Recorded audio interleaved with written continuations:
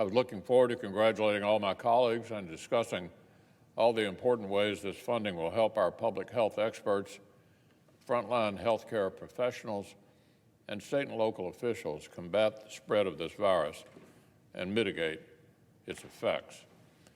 It's a serious agreement to meet a serious challenge, and today we will send it to President Trump's desk. So today will be an important day for the country, and it was going to be a proud day for the Senate. But instead, the nation's eyes are on this body for an entirely different reason. A few weeks ago, I spoke on this floor about a dangerous trend that threatens our self-government. I explained how some in the Democratic Party appear more interested in attacking the institutions of our government than in working within them. How Democrats increasingly respond to political disappointments with extreme claims that our system of government itself must be broken. The failure can't be their own. It can't be that the left needs better arguments or ideas. No. The fault must lie with the Constitution itself. Democrats have tried to cloak their anger at President Trump in rhetoric about protecting norms and institutions, but in reality, it is their own side of the aisle where anti-institutionalism is rampant.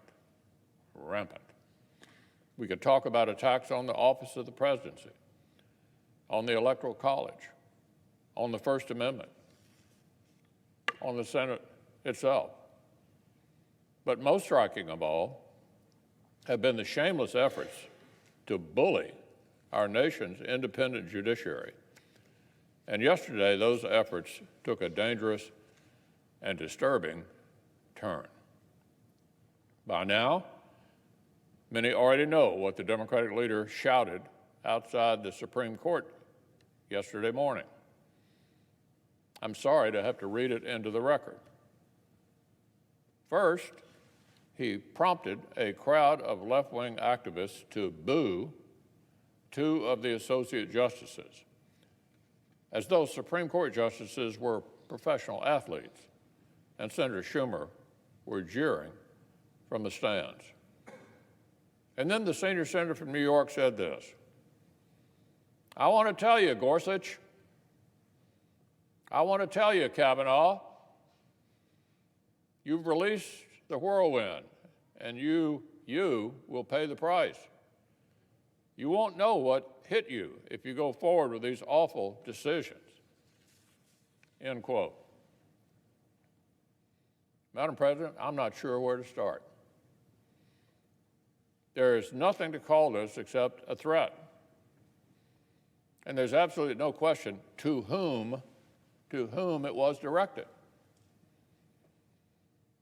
Contrary to what the Democratic leader has since tried to claim, he very, very clearly was not addressing Republican lawmakers or anyone else.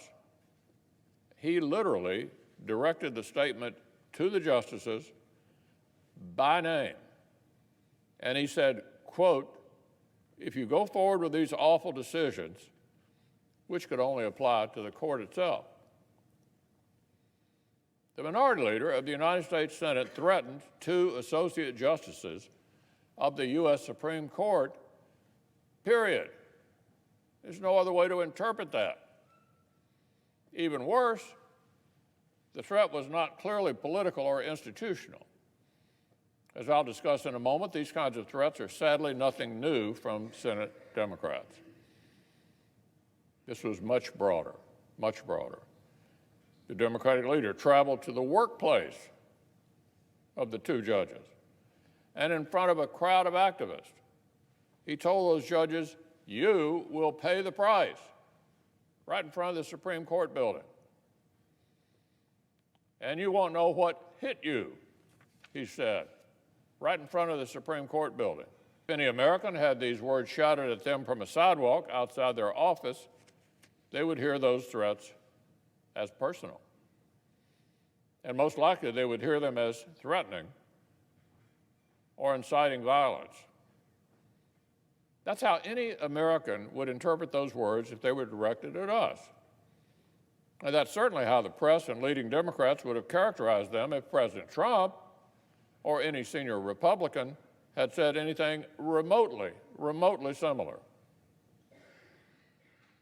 We've seen much more hay made out of much less.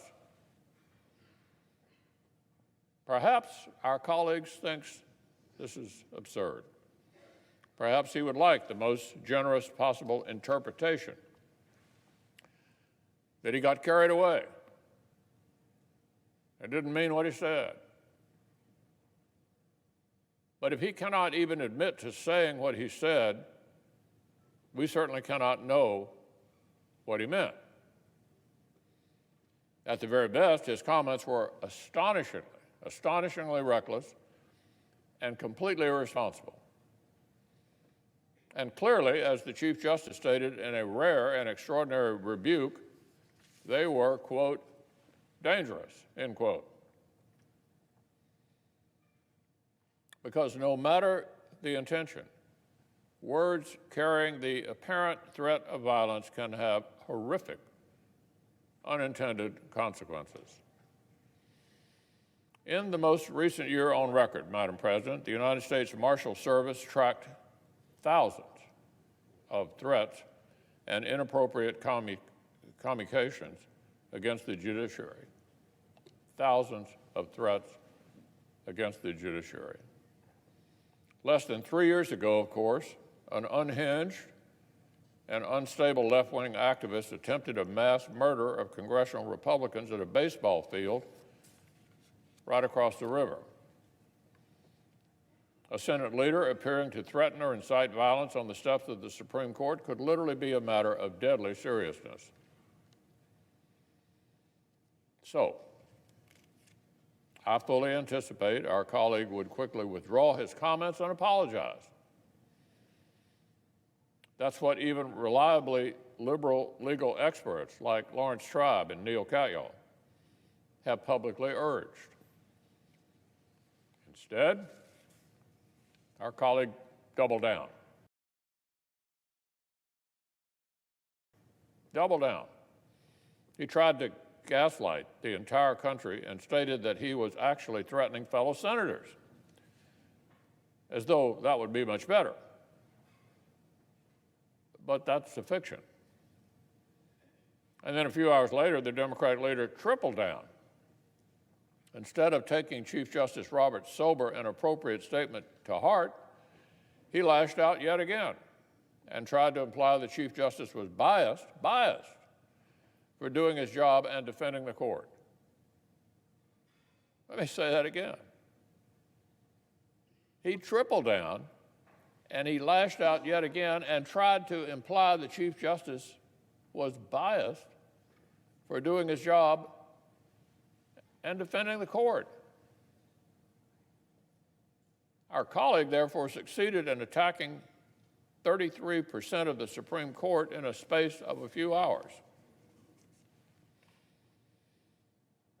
Throughout the impeachment and the Senate trial for months, Washington Democrats preached sermons about the separation of powers and respect among equal branches. So much for all of that.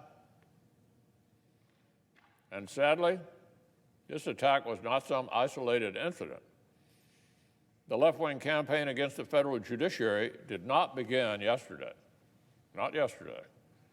My colleagues will recall that during the impeachment trial, the senior senator from Massachusetts and outside pressure groups tried to attack the Chief Justice sitting right in that chair for staying neutral instead of delivering the outcomes that they wanted. These same groups came to Senator Schumer's defense yesterday with gratuitous attacks against the Chief Justice for condemning the threats against his colleagues. And last summer, a number of Senate Democrats sent an extraordinary brief to the Supreme Court. It threatened to inflict institutional change on the court if it did not rule the way the Democrats wanted. In other words, give us the ruling we want, or we'll change the numbers of the court. Here's what they wrote. The Supreme Court is not well. Really? Unfortunately, the Supreme Court is not well. Perhaps the court can heal itself before the public demands it be restructured. Now, what that means is you rule the way we want, or we're going to expand the numbers and change the outcome. A political threat, plain as day. As to read the document, you have expected it to end by saying, that's some nice judicial independence you got over there. It'd be a shame if something happened to it. They couldn't have been more clear. Independence from political passions is the cornerstone of our judiciary in our country. Judicial independence is what enables courts to do justice, even when it is unpopular, to protect constitutional rights, even when powerful interests want them infringed. Judicial independence, Madam President, is what makes the United States of America a republic of laws rather than of men. It's been almost a century since the last time Democrats threatened to pack the Supreme Court because they wanted different rulings. History still judges that disgraceful episode to this day. So I would suggest that my Democratic colleagues spend less time trying to threaten impartial judges and more time coming up with ideas that are actually constitutional. Fortunately, this extraordinary display contains one ironic silver lining.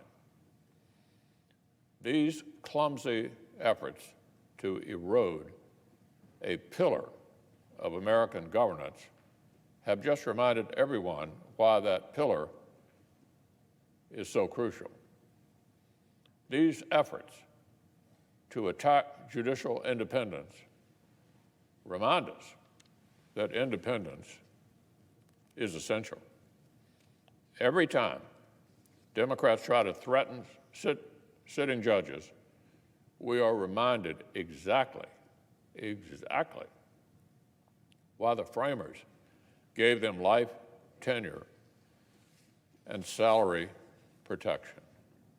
Precisely why they did it.